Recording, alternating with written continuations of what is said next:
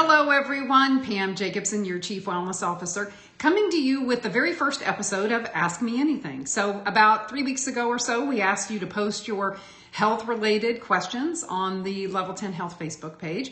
And once a month, I will come to you via video and we will answer those questions for the benefit of everybody's education. So we have 3 questions today. The first from Dan Walters. He's asking specifically about my thoughts on intermittent fasting.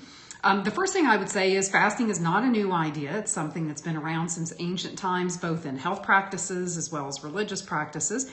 It's relatively safe, but like anything, you should get yourself educated. There's a great book out on fasting by Dr. Jason Fung, who's a nephrologist in Canada, and he uses fasting in his practice with diabetes patients and gets a lot of great success. There's some good research going on all over the world, but particularly in Russia and Germany, who are really looking at anti-aging and nutrition research.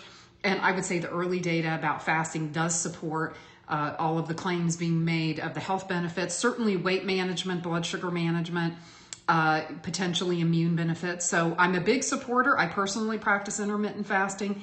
That is a type of fasting where you consume all of your calories in a short window during the day. It can be any time frame you choose, but the typical is between noon and 7 or 8 p.m. And then the rest of the time you're just drinking water or a non-caloric like herbal tea beverage.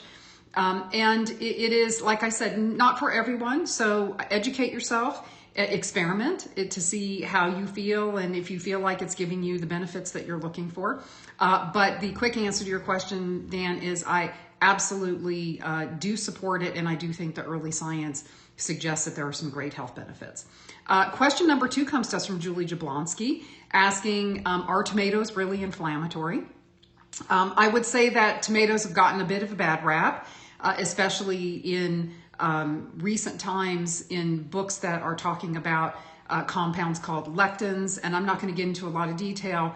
But what I would say about tomatoes is they are part of the nightshade family of vegetables. There's potatoes, peppers, eggplant. These vegetables contain a compound called solanine, and when you consume large amounts of solanine, it can be toxic. So what I would say is, with tomatoes or with anything in the nightshade family, or really food in general, the human body wants variety in the diet. And as humans, we tend to be, we get stuck in a rut. I would say that any foods should not be eaten in large amounts or on a daily basis. We need to rotate the diet. And I would say, especially for things like nightshade vegetables. But I think the bottom line is tomatoes have a lot of great nutrition.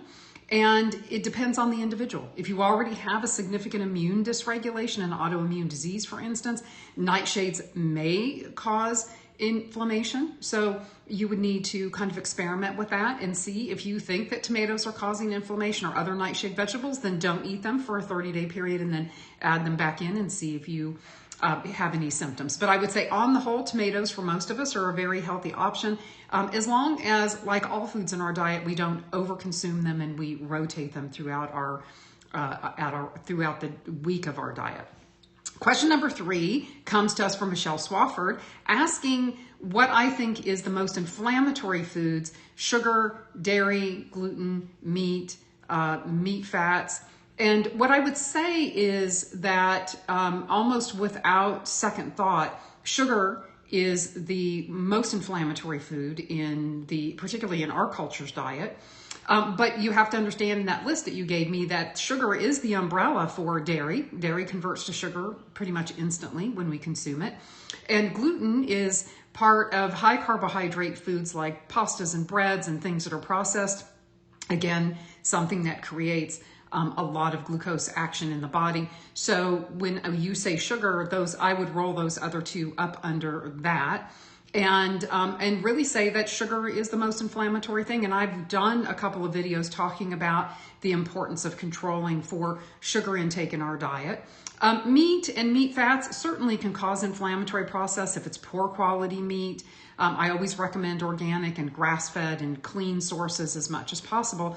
But again, go back to my discussion about tomato overconsumption. So if you're eating the same thing, let's say you ate a big steak every day, of course, you're going to create an inflammatory process in the body by doing that. So all of those foods And really almost every food in the human diet has the potential to cause inflammation when it's used improperly or it's coming from a poor source.